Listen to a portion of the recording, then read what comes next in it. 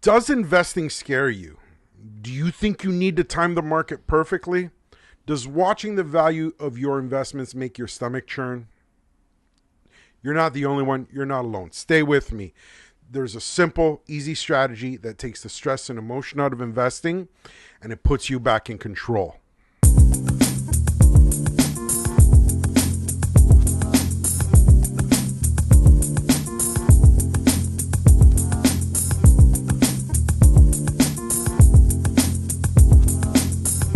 Everybody, a little bit of a hiatus, but I'm back. I'm Marco. I'm a licensed agent here in the province of Ontario. Today we're sporting the straw hat and the flame shirt. Looking good.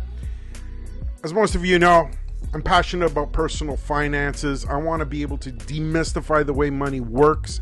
I want to make sure that average people like you and me know how to get the best of their money and take care of themselves. I love helping people make better sense. Don't forget to hit like and subscribe. Let's help make this channel grow. I love you for it. So, of course, the standard disclaimer, this is not financial advice. This is educational purposes only. If you want to invest, you should work with a licensed professional, and investing should only start after you've done a financial needs analysis as well as a risk assessment profile to make sure that your needs match your investments. Today we're going to talk about a really straightforward way of investing. We're going to talk about what dollar cost averaging, or DCA, actually is, why it's important, and the impact of dollar cost averaging versus another form of investing. We'll take a look at what's called lump sum investing as well. We'll talk about the pros and the cons, and then as well, what should your next steps be if this is something you want to do. The problem with investing is that it paralyzes most people with fear. It's very demoralizing. There's a lot of risk you have to assume. If you want to try and understand risk in terms of risk of investing, I'm going to link something up here. You can go back to one of my other videos that explains what risk is and how to mitigate risks. But the concept of investing sounds easy. You buy low and you sell high. Most people do the exact opposite. Most people get caught up in the excitement of an upswing, so they tend to buy as things are trending upwards. And then they panic sell when things start to fall. As things fall down, they'll panic sell and sell low. And that's no way to invest. I'm going to harken back to a story with my mom when she first started investing. Now, my mother, at this point in her life, she's a very savvy investor. But I remember when she was first introduced to market funds like mutual funds, segregated funds, as soon as she saw the value of her portfolio dropping, she would, in panic, call her advisor and say, "I'm losing money. What do I do? We need to sell." And he would very calmly reassure my mother, "No, we don't need to sell. Do nothing. Markets always come back. You just need to let it sit. And in fact, if you have more money, buy more because the prices are low." As we talk about portfolios and funds and stocks that drop in price, it's important to understand that these markets all move in cycles. You're going to have periods of growth. You're going to have periods of decline. There's going to be periods of recovery. And it is very much like a roller coaster. Here we can see an example with the Royal Bank of Canada. Royal Bank of Canada, over the last 5 years, you can see that had you invested 5 years ago, your stock would be worth a lot of money. Same with this one from Apple. When we take a look at that 5-year, we can see that ultimately we are way further ahead than they were 5 years ago. Now, you see the price going up and down. You see all these peaks and valleys. But as time goes on, you can see that it absolutely trends upwards. And the same thing here with Enbridge. 3 really great examples with Canadian companies that you can see. And you can watch the ups and downs like a roller coaster. And I tell you, if they've ever built a roller coaster with these slopes, it'd be a fun ride, let me tell you. Now, stocks, when you invest in individual companies directly, stocks, they're a lot more volatile. But the ups and downs are far bigger, as you can see. But if we were to group all of these companies into a fund, we're going to get something like what's called a mutual fund or a segregated fund or an ETF. And I've covered them in a few past videos. Because it's a group of companies that make up the fund, they smooth out some of those peaks and valleys so they aren't as dramatic. So you're not going to get as high of a win, but then it's not going to go as low as the individual stocks would. Even professional fund managers, they have a team of analysts at their disposal. They use AI software. They use very high-end modeling software as well. Even they can't perfectly time the market. So a bunch of professionals like that, and they can't time the market. How are you and me going to be able to do that? So we have a saying. It's not about timing the market. It's about time in the market. Write that down. It's not about timing the market. It's about time in the market. That means the longer you stay in the market, your odds increase at growing your wealth and investment. And this is where dollar cost averaging comes in. Now let's take the emotion and stress out of investing with dollar cost averaging. The way dollar cost averaging works is that you take a set amount of money and you invest it at regular intervals over a long period of time, no matter what the market does. When prices are high, you're going to end up buying less shares. When prices are low, you're going to end up buying more shares, but you're investing the same amount. You take $50, you take $100, you take $200, whether it's per week, every 2 weeks, twice a month, once a month. Generally, you'd want to organize it with your paycheck. And here's the other thing. It also helps with your budgeting. So you may not be able to afford a few $1,000s all at once. And we're going to get to that when we look at lump sum investing. But you can certainly put $50 per pay cycle away. And that's what's important. You do it consistently over a long period of time. This will smooth out those ups and downs of the markets. Why does this even matter? Well, it's because the single most powerful factor when it comes to investing is time. Time and interest equals profit. It means growth.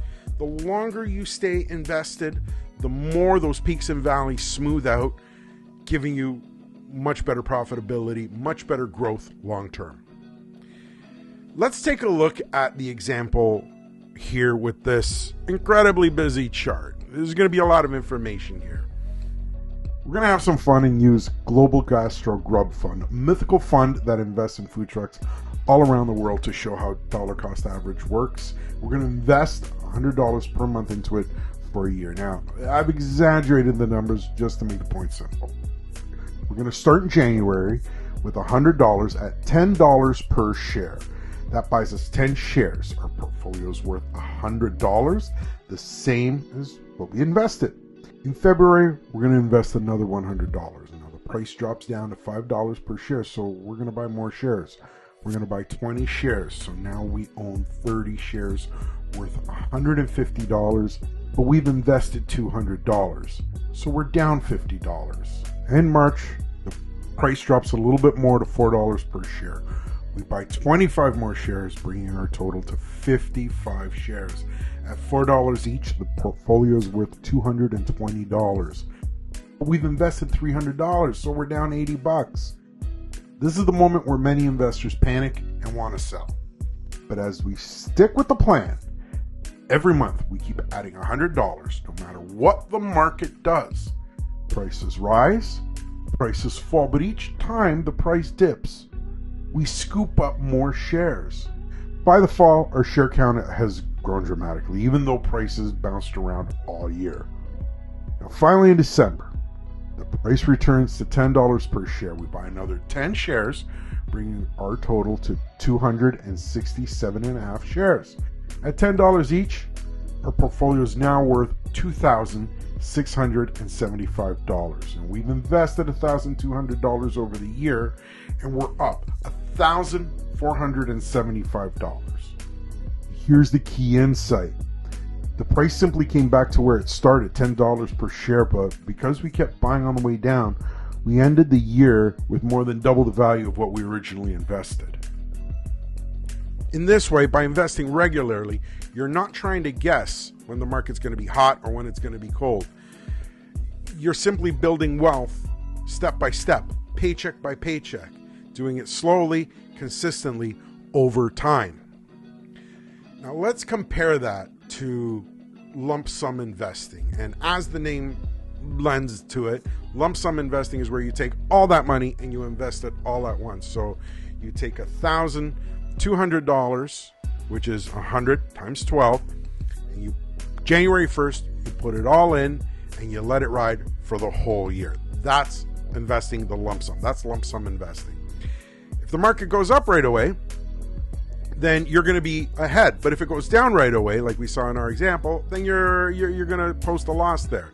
Or not a loss, but the value of your funds and your shares are going to go down. You still own the same amount of shares.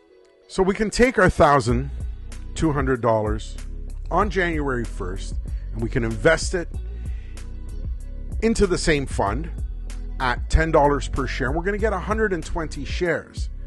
Now, as we go through the year, we can see that the value of this fund drops, goes up, drops, goes up. The number of shares stay the same. We're always at 120. Now, in this fictitious scenario, and I'll be honest, I kind of fixed the numbers to make that difference dramatic. But in this scenario, by the time it gets to December, we're still at even keel. It went back up to $10, so the value is still $1,200. But we still only have 120 shares as opposed to 267.5 shares from dollar cost averaging. There is research out there from a big company called Vanguard that does show that lump sum investing over the long term outperforms dollar cost averaging. Now, it outperforms, some stats here is that if you have 100% equity, you're probably going to get about 2.2% higher. If you have a portfolio that's a 60-40 split, it's probably going to be 1.8% higher. Whereas a portfolio that has a 60-40 split, you're probably going to get 1.2% higher on average. Now, this is 1 or 2%. That over a 30-year period, if you think about 1 or 2% over a long term, then lump sum investing is always going to win out, because it's about being in the market and it's about staying in the market. The more money you can put in the market and the longer you can let it sit there, the better it's going to be for you. Again, time in the market is better than timing the market, and it's important. Now, here's the thing. I don't have $1,200 on January 1st, especially after Christmas. And I've never had that. I'm not the type. If I had lump sum to invest, I probably wouldn't be in the situations I've been in the past.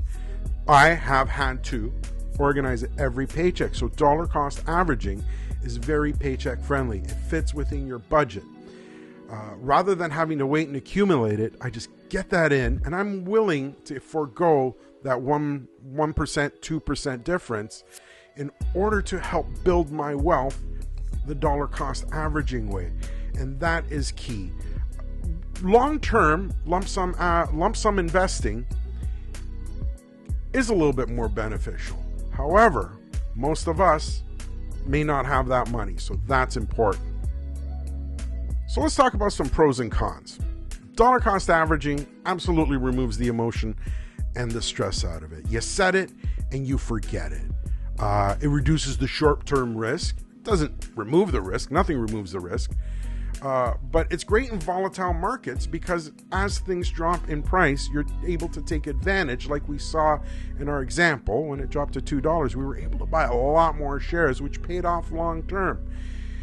And it really is designed to match in your monthly income budgets, right? If you can't afford $1,200 right off the bat, you do $100 a month for 12 months. The most important part is that it builds discipline and it builds habits. And that's what you need in order for good fiscal health. So a couple of the cons against dollar cost averaging is that lump sum investing historically does outperform dollar cost averaging by 1 to 2%. If you have the money and you want to put it all in one go, please, by all means, do it. It is about time in the market, not about timing the market. Long term, you're going to do fine. But if you're like me, I need to do dollar cost averaging. The other Possible con is that there are a lot of advisors that charge per transaction. If your advisor charges per transaction, dollar cost averaging could get quite expensive in terms of fees. Right? They'll have a typical transaction fees. Now, in my practice, I don't charge clients transaction fees, and my mother's advisor never did either. And I know a lot of people who don't charge transaction fees. We simply invest and the funds pay us on the back end. Disclosure, right? Another thing about dollar cost averaging is that it doesn't completely eliminate risk. It's still affected by the market. So you're not going to eliminate risk, but you are going to reduce the risk. You're going to mitigate the risk. Markets can still decline and go down. Dollar cost averaging isn't perfect. You're never going to get perfect timing, but it's there to help us build steady habits. I needed it to build good financial habits. While lump sum investing will still outperform dollar cost averaging, most people don't have that money. Some do, and that's great. Put it in the market, let it sit there. Time in the market is better than timing the market. For us average schmoes, us everyday investors, we want to invest paycheck to paycheck to paycheck. We want to do it slowly over time. We want to average it out over a long period of time. It keeps you in the market, it lowers your stress, it takes the emotion out of investment, and that's key so you don't get discouraged and it doesn't paralyze you with fear. Consistency is key, and that's the theme of today's episode. Consistency, that's what dollar cost averaging is about. Consistency will equal perfection. Don't let fear stop you. Steady investing will help you build wealth. So here's my challenge going out to everyone. Start now. Commit to an amount, whether it be $50 per paycheck, $100 per paycheck. Make it make sense to you. Whatever's in your budget. Make it automatic. Make it so that you set it and you forget it. Long term, you're going to be thankful for that. Just do it. If you need help setting up something automatic like this, please feel free to reach out to me. I'm more than happy to help if you're in the province of Ontario, and if you're not, I will find someone for you to talk to and get some contacts for you. But I want to know in the comments, what's the strangest investing advice you've ever had? Don't forget to hit like, subscribe. Let's make better sense together. If you want to find out a little bit more about financial risk, click up here. If you want to see my 5 myths that are keeping you broke, click right here.